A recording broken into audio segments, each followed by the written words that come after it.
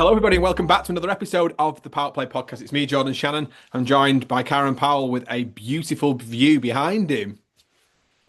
Indeed, all work, a little bit of play, but no. We've been traveling lots for obviously the beverage launch Yeah. coming up. So we had all of that stuff in the US. Obviously went to Greece, now in Dubai, having to head over to India soon. But no, good stuff. Oh, well, fantastic. It's still, I don't tend to move much, so we're all good from that perspective. I try and dodge as much of the wet weather as we can. But anyway, less of that. We're going to be looking at reviewing the Super 50, which I know we touched on in the last episode, obviously, in terms of it being a rather wet tournament. But I think more so just to sort of summarize the sort of tournament in general, but also like from a roundup perspective, some of the players who have shown something, albeit in extremely limited opportunity that they've had.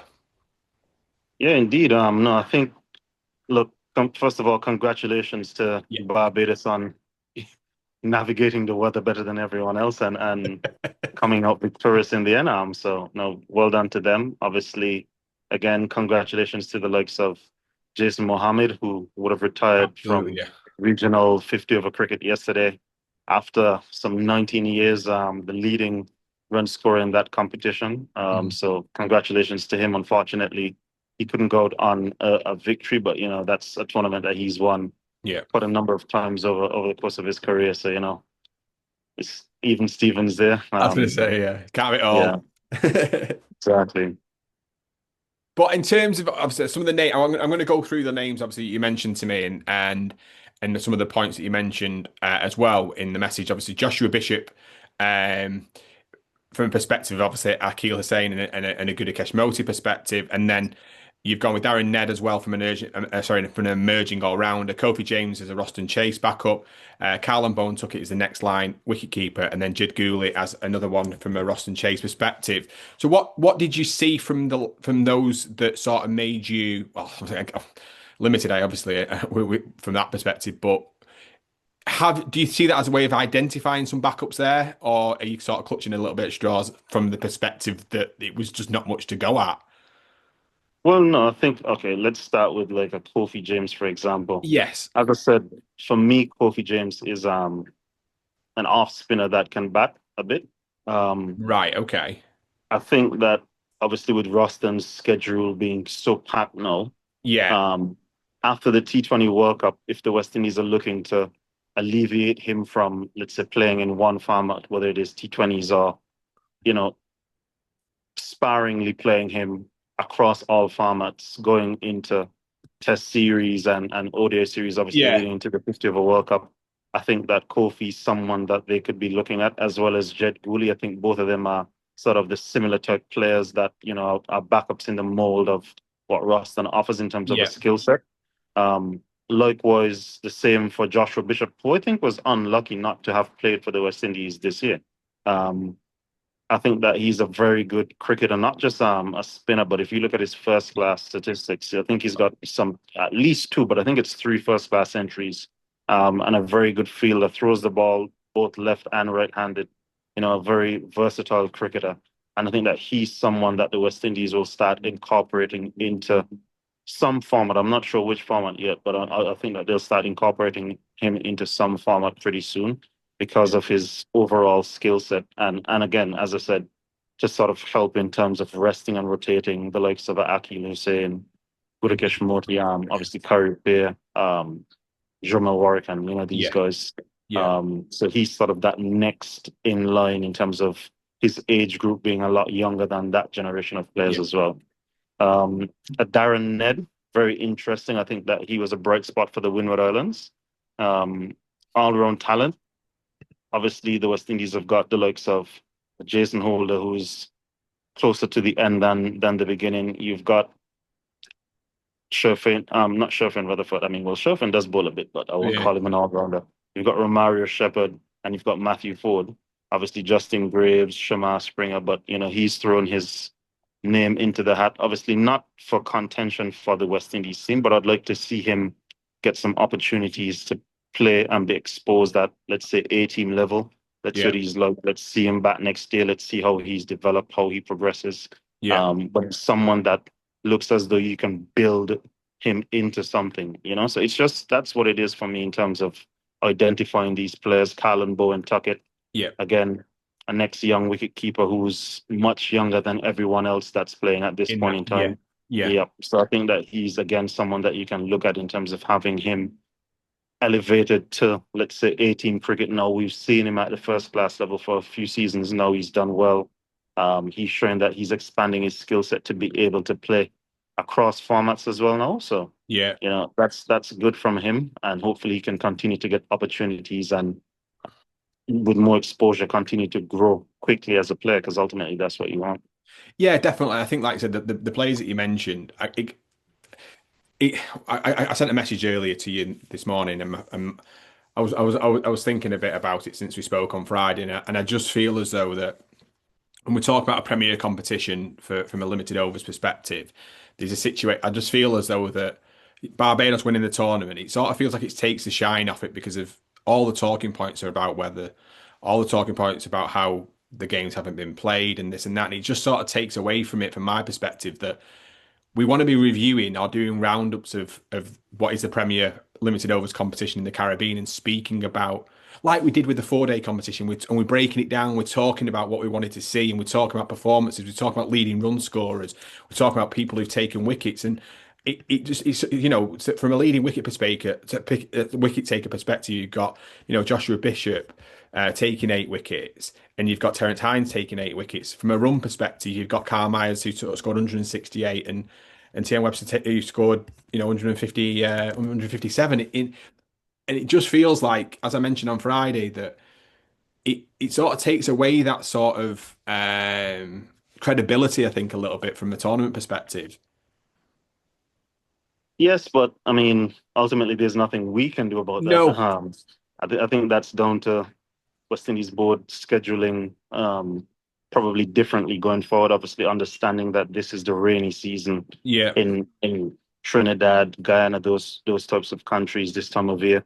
Obviously, with the tournament being shortened, I mentioned in our previous episode they could look at having it moved to, let's say, January window before Trinidad's Yeah. Carnival, and then the Yeah. 4 days starting after Trinidad's Carnival. So you sort of have enough of a break, but it feels as though you have, let's say, a season per se, as opposed to something like this recurring again, where I think the tournament was it supposed to be three fives of 15, 16 games, correct? Yes. What And the Yeah. you had something like 9 or 10 games rain out or rain affected. So ultimately, you know, that's not what you want. No. You can't identify players. You No. can't sort of, you know, select a group of players to say these are players that we want to develop further. We want to put into different camps or A-team series or whatever the case is, because there wasn't enough cricket played. So it's sort of a missed opportunity. But I think that just goes down to probably scheduling differently next season going forward.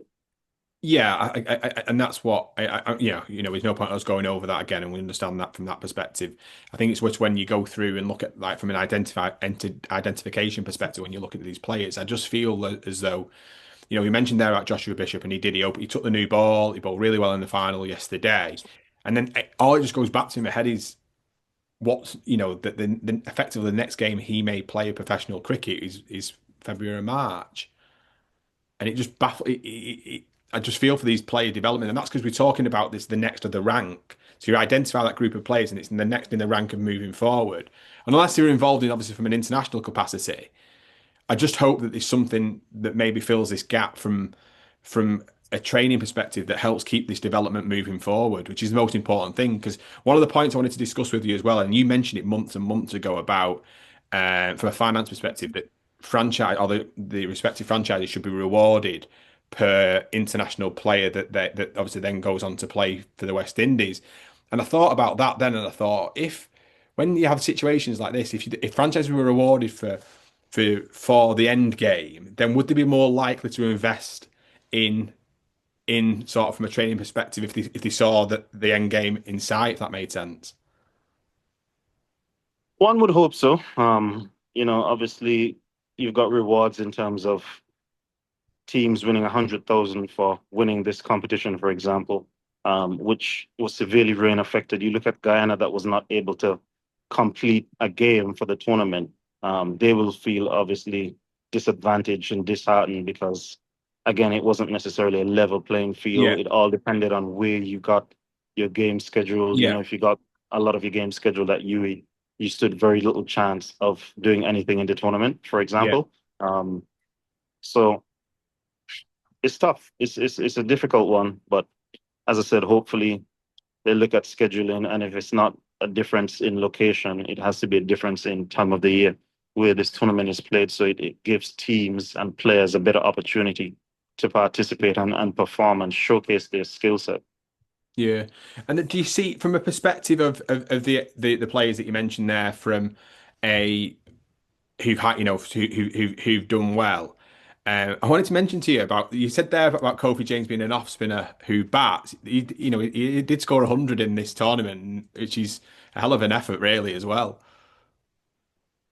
All rounders score centuries. Fair point. It's all rounders score century. Javor Royal scored a century as well. Yeah, The two centuries that was scored by guys that bowl spin, finger spin, and bat a bit. So yeah, I expect my all rounders to score runs as well. It's not as yeah. though True. they're limited to doing one particular skill. Yeah, no, it's a fair point. It's a fair point. But I find it interesting because, okay, obviously, as I said, all around the score runs and whatever. But looking back on the tournament now, Barbados, obviously, the winners and rightfully so deserve the remuneration of winning the tournament. But in such a rain-affected tournament, you look back to last year's competition now, where teams played and vied for positions to get into that finals, and then no fees were paid out because of teams choosing not to play on an outfield that was deemed by the players on both sides not fit enough, but by the board and the match referee to be fit enough. Again, there are little discrepancies and things Yeah. that feel as though it's disadvantageous to one year, but more advantageous to another year, even though it was both rain affected type scenarios. Situations, yeah, Yeah. yeah, yeah, definitely. Did it did would that have ever been an option for it just to split the finances from last year across to the franchises maybe, or was it ever I'm shared not in terms of that? I'm not sure what the well, obviously no fees were paid out, so I So want to know what was done where did it with the go? money, Yeah, because the money sponsors give money for that particular reason. So does the money revert back to the sponsor? I would hate to think that the money stays with CWI because you can't then just use it for repurpose it for different yeah. means. So I don't know what was done with the fees, but that's again another interesting talking point. No, definitely.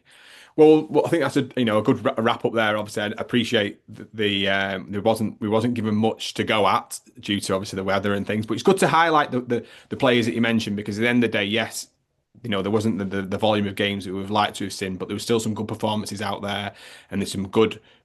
One point, it was mentioned, and I don't know if this is true or not, but I'm just going off of what the commentators said that Kyle Mayers would have not played in the Abu Dhabi T10 to focus on playing this tournament, which means he's putting some emphasis on trying to get back into the West Indies team. And to me, the two half centuries I saw him score, he looked as though, he was trying to bat and dig in and get scores as well. So Right, that's a plus for the West Indies. big time. Obviously, if he goes on to play 4-day cricket next year, again will be an added bonus for West Indies cricket because I do think that he still has something to offer. And with Evan Lewis being injured so often, he could sort of easily just find himself in a T20 World Cup squad. He could easily just find himself Yeah, in a 50 over squad yeah, opening the batting because as we've been speaking and alluding to, that the opening position in the white ball teams has not had any stability. So it's good to see the likes of a Kyle Mayers playing and taking that opportunity. definitely. And if that is the case, and that's something that speaks huge volumes when we spoke about it before, people going the other way in terms of obviously, prioritizing other T20 tournaments around the world rather than playing in the Caribbean. For him to go and do that, as I know it's what you've heard, which is fantastic. It's credit to him, and it speaks like I said, speaks massive volumes. Because at the end of the day, you think about he's a multi-format player. He scored Test centuries. He can add value into this into West Indies cricket. 100%. Definitely. Right. Well, good to wrap it up. And it's good to, like I said, mentioned before, good to identify these players and keep, but do let us know what you thought. Do let us know what you thought of the actual tournament in general. And obviously, congratulations to Barbados. But yeah, thank you very much, guys. And cheers, Kai. Enjoy the sun.